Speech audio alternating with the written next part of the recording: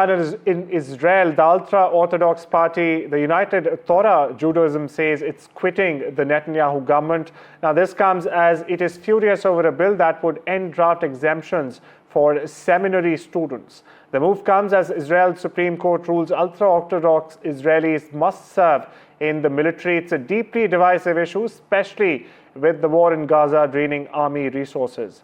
Meanwhile, Netanyahu now has 48 hours to salvage his coalition. If not, he'll be left with a razor-thin majority and a growing pressure from far-right partners who oppose any Gaza ceasefire. Truce talks, meanwhile, with Hamas continue, but there's been no deal reached yet. With the war raging and his government wobbling, Netanyahu's future is indeed looking more uncertain than it has ever before. A key partner of Israeli Prime Minister Benjamin Netanyahu says it is pulling out of his coalition government.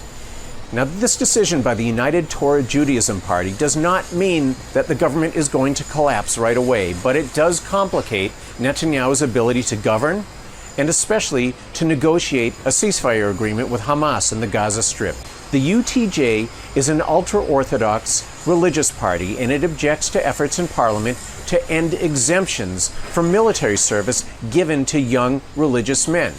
This system of exemptions is controversial in Israel, and it has grown increasingly controversial during the past nearly 2 years while the country is at war. Netanyahu has about 48 hours to try to seek some sort of compromise with the UTJ, but if they do pull out of the government, he will be left with a narrow majority in Parliament.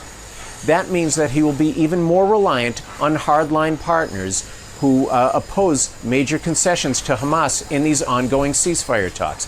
That makes it more difficult for Netanyahu to maneuver in these negotiations.